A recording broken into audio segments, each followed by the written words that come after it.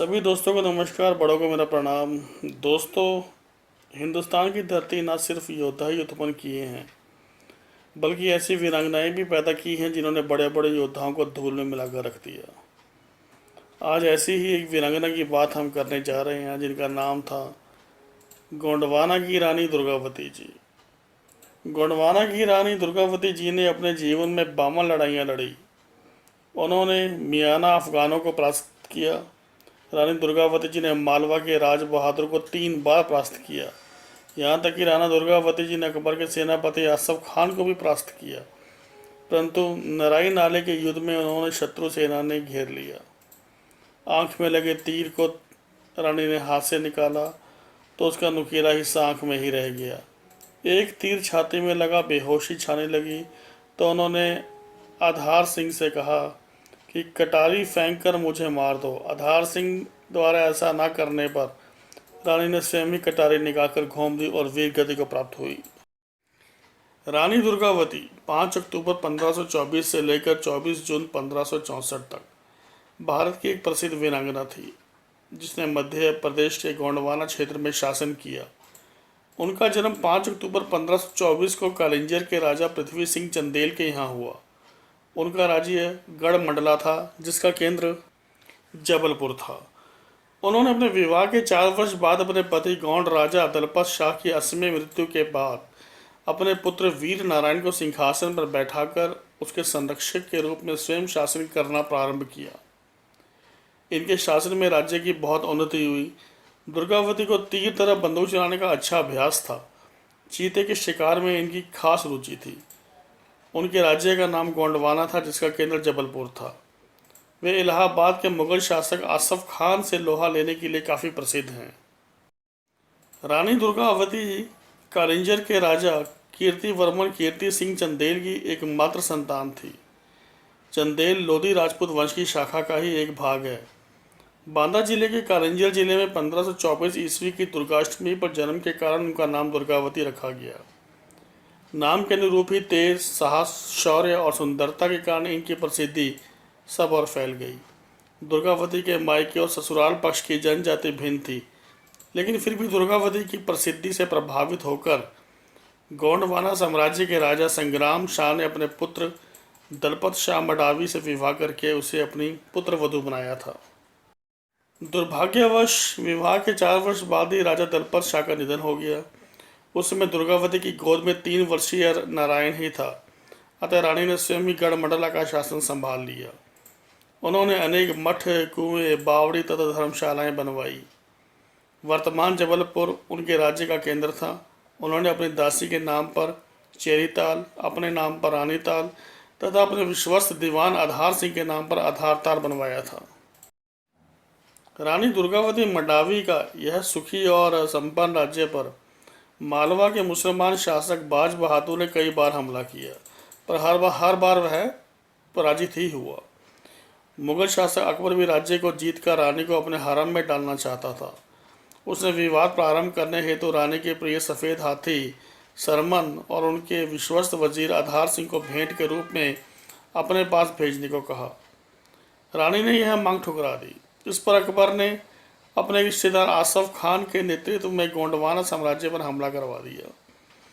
एक बार तो आसफ खान पराजित हुआ, पर अगली बार उससे दुगनी सेना और तैयारी के साथ हमला हुआ।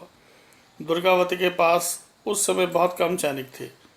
उन्होंने जबलपुर के पास नरई नाले के किनारे मोर्चा लगाया तथा स्वयं पुरुष वेश में युद्ध का नेतृत्व किया। इस युद्ध में 3000 मुगल सैनिक मारे गए थे, लेकिन रानी की भी अपार क्षति हुई थी। अगले दिन 24 जून 1564 को मुगल सेना ने फिर हमला बोल दिया। आज रानी का पक्ष दुर्बल था, अतः रानी ने अपने पुत्र नारायण को सुरक्षित स्थान पर भेज दिया। तभी एक तीर उनकी भुजा में लगा। रानी ने उसे निकाल फेंका। दूसरे तीर ने उनकी आंख को भेद दिया। रानी ने इसे भी निकाल फेंका, पर उसकी नोक आंख में ही रह गई। तभी तीसरा तीर उनकी गर्दन में आकर धंस गया। रानी ने अंत समय निकट जानकर वजीर आधार सिंह से आग्रह किया कि वह अपनी तलवार से उनकी गर्दन काट दे, पर वह इसके लिए तैयार नहीं हुआ। अतः रानी अपनी कटार स्वयं ही अपने सीने में भोंक कर आत्म बलिदान के पथ पर बढ़ गई। महारानी दुर्गावती चंदेल ने अकबर के सेनापति आसफ खान से लड़कर अपनी जान गंवाने से पहले 15 वर्षों तक शासन किया था। जबलपुर के पास जहां यह ऐतिहासिक युद्ध हुआ था उस स्थान का नाम बरेला है, जो मंडला रोड पर स्थित है। वहीं रानी की समाधि बनी है, जहां गौंड जनजाति के लोग जाकर अपने श्रद्धा सुमन अर्पित करते हैं। जबलपुर में स्थित रानी दुर्गावती विश्वविद्यालय भी इन्हीं के नाम पर बना हुआ है। रानी दुर्गावती के सम्मान में 1983 में जबलपुर विश्वविद्यालय का नाम बदलकर रानी दुर्गावती विश्वविद्यालय कर दिया गया था। भारत सरकार ने 24 जून 1988 को रानी दुर्गावती के बलिदान दिवस पर एक डाक टिकट जारी कर रानी दुर्गावती को याद किया। जबलपुर में स्थित संग्रहालय का नाम भी रानी दुर्गावती के नाम पर रखा गया। मंडला जिले के शासकीय महाविद्यालय का नाम भी दुर्गावती के नाम पर रखा गया। रानी दुर्गावती की याद में कई जिलों में रानी दुर्गावती की प्रतिमाएं लगाई गई हैं और कई शासकीय इमारतों का नाम भी दुर्गावती के नाम पर रखा गया है।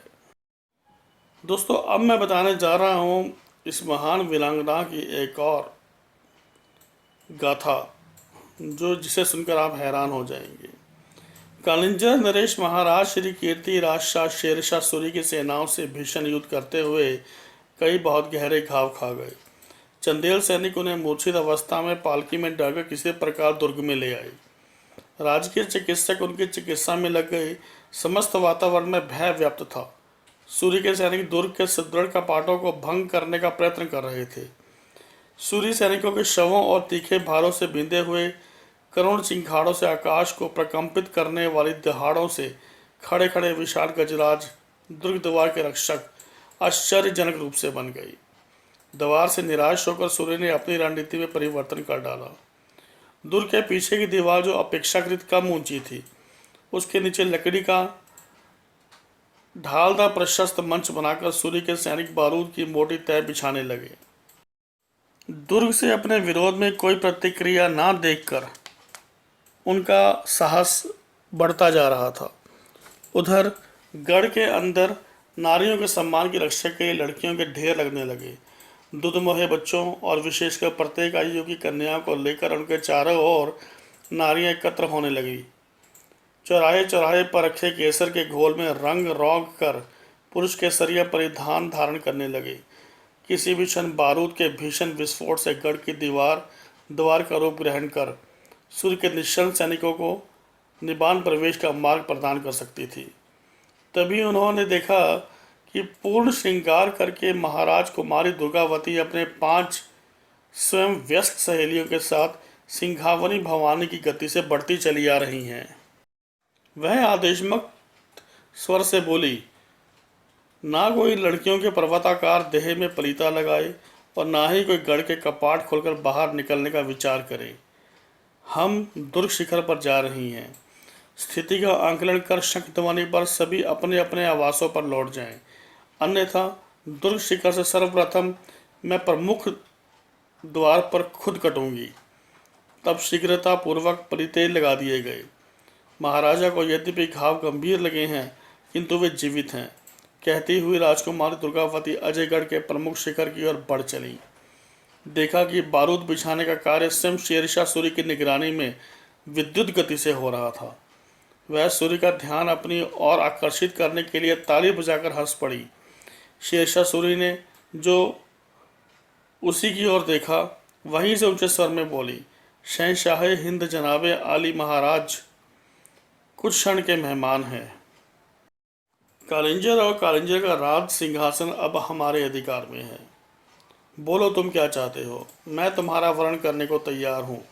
इसके अतिरिक्त तुम्हारी अगर कोई और भी शर्त है, वह लिखकर अपने किसी दूत को भेज दो, अथवा हम यहीं से एक डोल लटका रहे हैं, उसमें रखवा दो। कालिंजर के साथ अपनी सेना की भी रक्षा करो, उन्हें भी प्राणदान दो। जब कालिंजर अपनी शासिका सहित तुम्हें अपना शासक स्वीकार करने को तैयार है, तो व्यर्थ के खून खराबे से बचना उचित होगा। अपने वजीर से कहीं संधि पत्र तैयार करें। अपने सैनिकों से कहो गढ़ का मार्ग साफ करें, ताकि शान से आपकी सवारी गढ़ में तशरीफ ला सके। हम अपने क्रोधित सैनिकों के मुकाबले से आपका संकेत पाते ही तुरंत रोक देंगे। सूरी शाह दुर्गावती के शब्द सुनकर अपने वजीरों से परामर्श करने लगा। संधि पत्र तैयार होने लगा, किंतु राजकुमारी दुर्गावती से उनका बारूद बिछाने का कार्य गोपनीय रूप से होता हुआ छिपा नहीं रह सका। कालिंजर के सैनिक भी उसी गोपनीय रीति से धीरे धीरे किंतु तीव्र गति से बारूद को भिगोने लगे।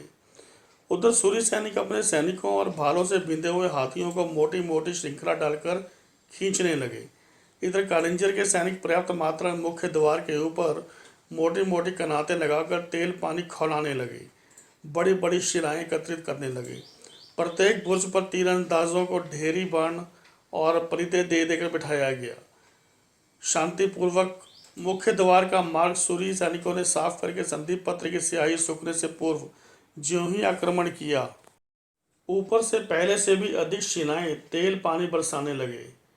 तीखे तीरों ने सूर्य के सैनिकों के हरावली दस्तों को बांध डाला। सूर्य शेरशाह दगा दगा करते हुए जो ही बारूदी मंच से उतरने लगा, त्यों ही उसके पीछे राजकुमारी दुर्गा उनकी सखियों के धनुषों से धधकते हुए अग्नि बाण गिरने लगे। बारूद, बिना आंख वाला बारूद, 100 लपलपाती जिवाओं वाला बारूद गगन चुंबी लपटे लहराने लगा। अपने अंगरक्षकों सहित शहंशाह हद जनाबे आला गाजी काजी जैसी कितनी उपाधियां लादे वह लंपट पाजी कोयलों के एक ढेर का एक कोयला बनकर रह गया। चंदेल सुबहगढ़ का द्वार खोलकर सूर्य सैनिकों पर वज्र की भान टूट पड़े। 22 मई 1547 को शेरशाह को मार दिया गया। तो ऐसी वीरांगना थी दुर्गावती जी। तो दोस्तों, हो सके तो वीडियो भी कभी कभी सब्सक्राइब कर लिया कीजिए, ताकि अगले वीडियो भी आपको मिलना शुरू हो समय पे, और मुझे भी लगे कि हाँ, मेरा वीडियो किसी ने पसंद किया है। कभी कभी लाइक का बटन में दबा दीजिए।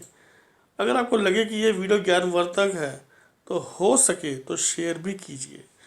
बहुत बहुत धन्यवाद दोस्तों। बहुत जल्द मिलेंगे अगले वीडियो में।